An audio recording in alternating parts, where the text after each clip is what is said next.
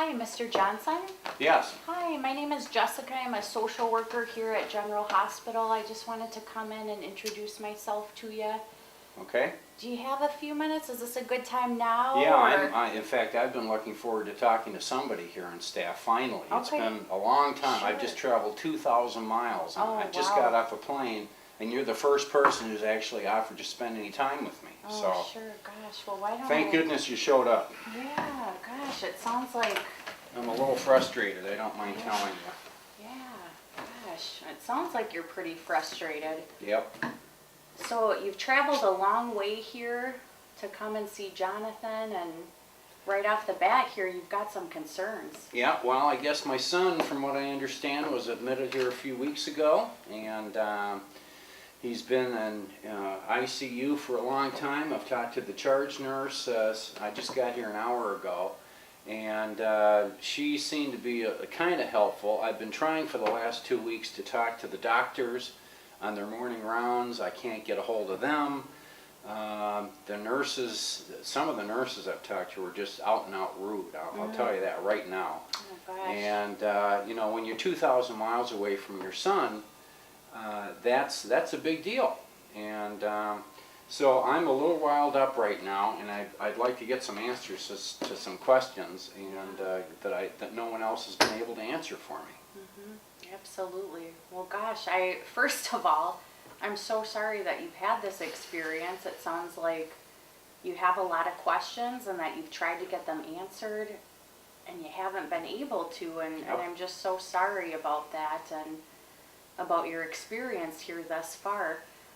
Off the bat here, what kind of questions maybe can I help you with? Well, let me ask you this first now. You know, I've talked to so many people here now. I don't understand, where do you fit into the mix? Why am I talking to you and not the charge nurse or the doctor or whatever? Yeah, that's a great question. So what I do here, again, I am a social worker. I work in our care management department here at the hospital, and I'm part of Jonathan's clinical team. So what that means is that I work with all of his doctors, everyone who's involved in his care here at General Hospital, and I serve as a point of contact here. So I'm meeting with them every day, getting updates about his progression in care, and working with Jonathan's family, with you guys, to make sure that you have all of your questions answered and that we can make sure that we're able to communicate here about what's going on and what we can do here. Oh, great. Where have you been the last 2 weeks? Yeah, gosh. You know, why didn't they put me through to you? I don't get it. I'm so confused. I got the runaround when I've been calling, and no one seems to know what's, you know, the right hand, left hand problem here. So, and when you're 2,000 miles away from your son, that's a very stressful thing. Yeah, gosh, I can't imagine how stressful that must have been, being so far away and not having that information and knowing. So, Mr. Johnson, sounds like you just got in here yesterday. Yep. And that you have gotten here. Can I ask, you've talked with the charge nurse. Has there been anybody else in Jonathan's clinical team that you've been able to chat with? I talked to the charge nurse. They let me go into ICU this morning after rounds, and for some reason they made me put on the you know, gown up, put the gown on and the mask, and that really got me scared. I didn't know what the hell was going on, and no one really could tell me. And then the nurse comes in, his nurse comes in, because they were changing shifts when I got here, which is even more confusing. The nurse came in and said that he had something called C. diff, and then she left. Well, what's C. diff? I don't even know how to spell C. diff. And so she left, and she had another emergency, and I stayed with them for about an hour, and then they told me I had to leave. I never even got my question answered. Can you tell, I mean, just, can we start out by you telling me what in the world is C. diff? Yeah. Well, that's a good question, and again, I'm sorry that you didn't get that knowledge and that clarification when you were there with Jonathan, visiting with him. C. diff is it's a bacterial infection. It's something that's contagious at times, and so that's why the clinical team has patient families come in and wear the gloves and wear the gowns when they come in and see patients like Jonathan, just to make sure that it's not something that would be transmittable. C. diff, it can be a common thing. And with Jonathan, with his case, it seems like maybe that's just been caused by some of the medical complex health situations here that he's in combination with the... So he didn't catch it from someone, he got it as a result of treatment? Right. Huh. Well, is that like a malpractice situation here with the hospital, or what's that all about? Yeah, no, that's a good question. So with the C. diff, that's something, well, maybe I should back up here just a little bit. Based on your discussion with the charge nurse, what's your understanding of what Jonathan's medical situation is right Well, now? all they told me before she had to leave and go to another meeting is that Jonathan has been close to death for, I think, on 2 occasions during the last 2 weeks. He has, his basic problem is pancreatitis. Am I saying that right? Pancreatitis? Yeah. Yep. And which I understand is an inflammation of the pancreas. I don't know what it's from, and neither does anybody else. And they said that when the pancreas is inflamed, then it starts affecting other organs, because the pancreas creates enzymes, and that triggers other organs to start working. And since his is not working very well, he's got a whole bunch of other complications. And I guess the C. diff thing that you just explained to me is one of those complications. And that's about as far as they got. They told me kind of what they thought the problem was, but no one's had any time to tell me what the method of treatment is, what the process is that he's going through, how long is he going to be in the hospital, what are the and probably most important for me is what are the chances of his survival, because I know he's in a very bad state right now. So I'm very, very upset, and I'm a very concerned parent, and I need to get some answers to these questions. Yeah. Well, that sounds very understandable, and what I'm hearing you say is, number one, you want to know what is the likelihood here of what he's facing. Is he going to be able to overcome that, and what that is going to look like? Yep, that's the main concern I've got. Well, I know Jonathan here, he's got a lot of medical specialists working with him. He's got an infectious disease doctor. He has a regular medical direct practice doctor who's also overseeing him, and a lot of clinical team members here that are working with him on that. And I can't even imagine how difficult that must be, not really knowing how things are going to turn out here. But I think that's what the team is needing, a little bit more time to see how Jonathan's body is going to react to some of the things that you mentioned, the pancreatitis, some of the other complications that he's facing, the C. diff, and then the aspiration pneumonia. Okay, well, do you have any answers for me right now? I mean, what is the situation with the pancreatitis? How serious is it? How long is he going to be in the hospital? And the C. diff infection, if he's got a contagious infection, for God's sakes, what's being done about that? Yeah, no, those are great questions. And with Jonathan's state right now, just as you said, there's just a lot of unknowns, and I think the team here, including his doctors, are thinking that we just need a little bit more time to see how Jonathan's body is going to respond to all of this trauma, which is why he's been heavily sedated, and which is why he's using that ventilator to help Is him breathe. that thing in his mouth? So the ventilator, that was put in about a week and a half ago, and the ventilator is just taking out, making Jonathan's body work a lot less so that his body has more time and more strength to heal.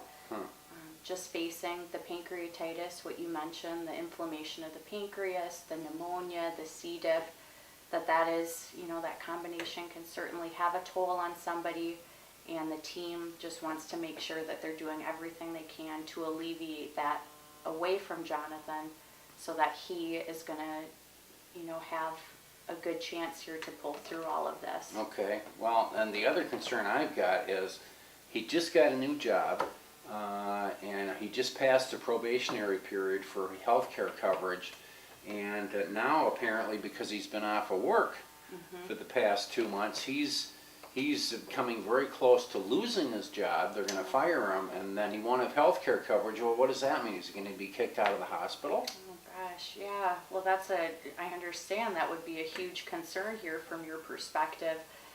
Certainly, insurance is something that we work with here in the hospital, and we would never discharge somebody unless they were medically stable enough to be discharged and we had a plan for them. So what is that? Does that mean they're going to start sending me the bills or something if his insurance runs out?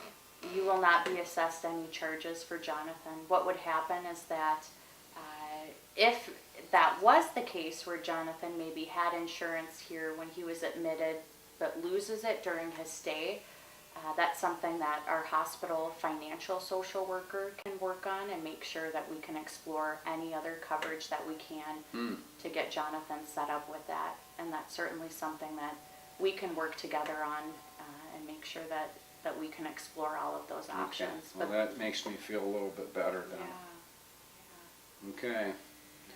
All right, so we don't know how long he's going to remain in the hospital. We're not even sure of if he's stable yet. Not sure if he's going to keep his job. We're not sure. I'm not sure of almost everything in his life right now. So everything, from my point of view, is up in the air. And I don't even know how long I need to stay down here.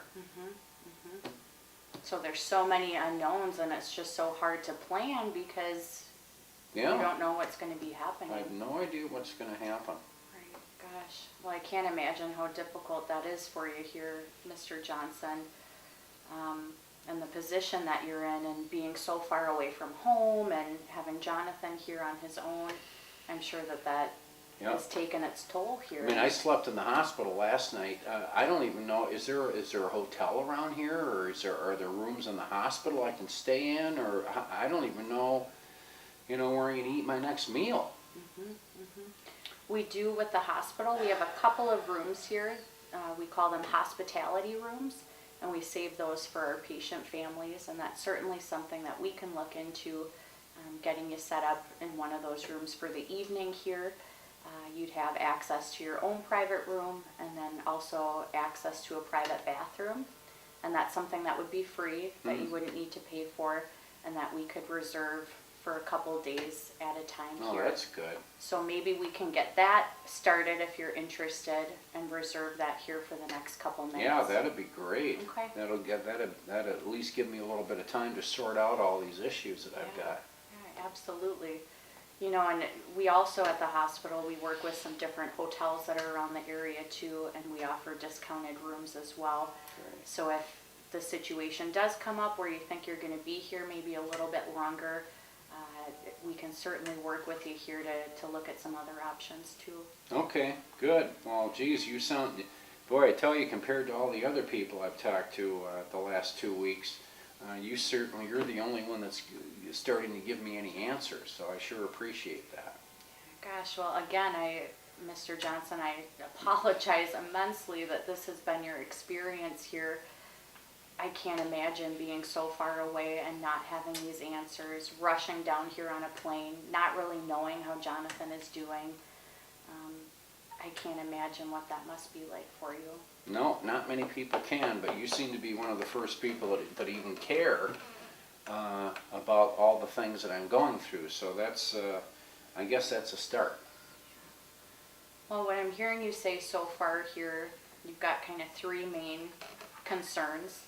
The first concern, obviously, is Jonathan's well-being. You want to know what's going on with his care, what that's going to look like. You want better communication with our clinical team to give you updates on that. Yep. The second thing, some more practical things that would be helpful for you to know. Getting things in place here if he loses his insurance, looking at some other options here that we can tap into from the hospital perspective. The financial stuff. And then the third thing you had mentioned was just making sure that while you're here, that we can do everything that we can in our power to make sure that you've got all of your needs met. So if it's setting up accommodations with you, providing any other information, we can certainly do that as well. Okay, yeah, that sounds like a great start to me. Okay, well, thank you very much. Yeah. You've been very helpful. Yeah, absolutely. You're very welcome. And I just wanted to mention to you as well a little bit, just more specifically about my role here at General Hospital. One of the things that I also do is work on facilitating the next transition for our patients from the hospital. So I work together here with one of our nurses, and we facilitate the discharge process for all of our patients here in the ICU. You mean he's going home right after this? That's something that we can certainly kind of talk about. I know what we were saying before, there's just so many unknowns about what's going to happen here with Jonathan's pancreatitis, with the pneumonia, with the C. diff that he's encountered here. And I know that he's, with the clinical team, that once they deem that we can look at a different setting and a different level of care, we want to make sure that we can support you guys through that and figure out the next best transition. So we're kind of the contacts for that process too. Okay. Okay, well, everything's so complex and things seem to be changing so rapidly here, and there's so many people involved. I'm glad there's at least one go-to person that I can rely on. Yeah, so thank you. Yeah, no problem at all. One of the things I was thinking when you were chatting with me here, one of the themes here has been, from your perspective, understandably, you've been frustrated at the lack of communication. You feel like you really haven't been given updates about Jonathan on a day-to-day basis, how he's doing, what his treatment is looking like, and that would be maybe another thing that I could do here as the social worker, is to work with you to make sure that you feel like you're being communicated with on a daily basis. Okay, so are you going to be the person that gives me the updates on Jonathan? So what we can do, and we can figure out maybe the best way that this would work here, I attend clinical rounds with Jonathan's team, so all of his doctors, his primary doctor, his infectious disease doctor, his charge nurse, all of his staff that is involved in his care, and I meet with them every other day, and we go through all of the patients here in the ICU, and they give us updates on things. Certainly, those are Tuesday and Thursday mornings. Any kind of updates that I can provide to you about what was discussed during the clinical rounds, I'd certainly be happy to do that. Another thing that I can do is to make sure that our doctor here, who is in charge of Jonathan's care, that he is giving you updates every time that's something what I'd like major. to hear. Okay. Yep. Okay. Yep. So what we do here on the ICU is our doctors, we want them to be able to communicate with families as much as possible, to keep you in the loop on what's going on. A lot of times that can come through charge nurses and through other staff members, but certainly having a doctor there, is really good to get those questions answered. Yep. Do you think it would be helpful if I asked Jonathan's doctor to touch base with you at least twice a week, letting you know what's going on and giving you updates? Well, that'd be great, but twice a week is fine, except, he seems to be at such a critical point in his treatment right now that I don't want to just limit it to twice a week. If there's some acute thing that comes up, something that, an emergency, I need to know right away. Any type of emergency, if something changes with his pneumonia, if something changes with the ventilator that he's on, any kind of huge medication changes, anything like that, you should automatically be informed of that. That's one of the policies that we have here at the hospital.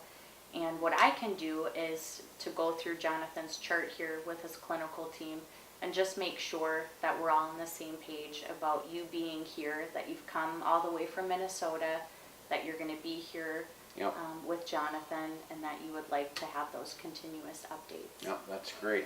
And you might just tell the people on the clinical team that Jonathan's father is, I'm just not, run-of-the-mill guy off the street. I mean, I know a little bit about medicine because I sell medical devices, so I know I know quite a bit about medicine, and they don't need to dumb stuff down for me, and that's one of the reasons that I feel it's very important that I know I stay on top of his condition, and I'm given the opportunity to find out how he's doing. I'd like to know that every day. I mean, for the past 2 weeks when I was back home, I was trying to call at like 5:30 in the morning every single day to get a hold of the doctor or the nurses before their rounds, and I was not having very much success, because that's when the shifts were changing and they were all busy and everything. Oh gosh. And I just was not very successful in getting through. So if you could just send that message to them that they're not just dealing with the dummy here, they're dealing with somebody who does know something about medicine, I'd appreciate that. Yeah, absolutely. Well, Okay. It sounds like you are an expert here on a lot of different medical things and medical procedures, and it sounds like Jonathan's really lucky to have you here as an advocate for him. And certainly I'll do my best here to make sure that I can support you and whatever needs you might have, and to make sure that whatever Jonathan's needs are, that we're all working together and on the same page to meet those needs. Sounds good to me. And since I've got you here, I know I wanted to mention to you as well, so the usual social worker who usually works on this unit, but she has been kind of in and out of the office, and so I've been working on the ICU here kind of sporadically, picking up shifts and covering when I'm needed. So I'm here as a casual worker, and I can give you the contact information for our care management line, and at any point here while you're here with Jonathan, if we can be a resource to you, either myself if I'm here at the hospital that day, or any of my colleagues here, I can leave your information, and would certainly encourage you to give us a phone call. Okay, so that's great, but if you're not around, does the person who's going to be on duty or on call, will they know all about Jonathan too? So what I'll do here, the regular social worker, her name is Kathy, and Kathy has just been kind of in and out of the office here the past few weeks, and so Kathy and I have been covering the unit here together, and we communicate and give each other updates about what's been going on here. So I'll definitely continue to be around here, but it just is not 100% known which days. But we've got the same contact information, and we respond very promptly. And actually right through that hallway where you first came in, right by the cafeteria, that's where our care management office is here. And you can just come right on in, and one of us will be there, and would be happy to Good. Chat with you if you do have any questions. It's good to know that there's at least somebody here I can count on. Yeah. Well, and you've mentioned here a few different times just about your frustration about you've been calling the hospital, you've been asking for updates, and it sounds like you really haven't been getting updates. Not really, just every now and then it's like catch as catch can. It all depends. How good an update I get depends on who I happen to get on the phone. Because everybody's busy and no one seems to have time for me. That's the frustrating thing. Yeah, gosh. Well, certainly we don't want our patient families to have that experience at all. We want you to feel like you're part of this process. You're Jonathan's support network, you're his family, and we want to be able to communicate with you here right away if anything comes up. And I will talk with them and make sure that we're all on the same page with that. And the other thing too, Mr. Johnson, that I was thinking about when you came in, since Jonathan, the majority of the time that he's been on the ICU here, he has been on that ventilator, and so we don't really know much about Jonathan. We haven't been able to talk with him, and we don't really know much about him, and I was wondering if you could tell me a little bit about your son. Well, he's 30 years old this year, and he's been a chronic alcoholic now for the past basically half his life, which I suspect is the reason he's in the hospital, but again, I don't know for sure because nobody's giving me answers. He's a very smart kid. He came down here a year ago from back home,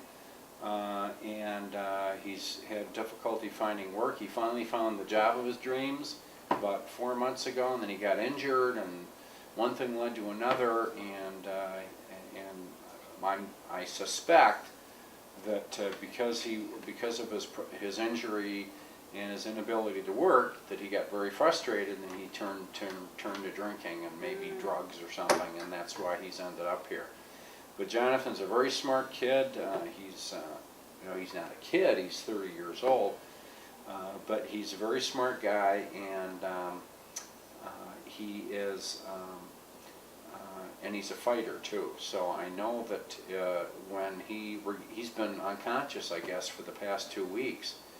And when he regains consciousness, I think you'll find that he's a very personable guy, real nice guy, and a real fun guy to be around. He's a real extrovert, so he loves to talk. He loves to have people around him, and I'm just hoping, that when he gets better and he comes out of this unconscious state of his, that he's going to be a good patient for you. Mm-hmm.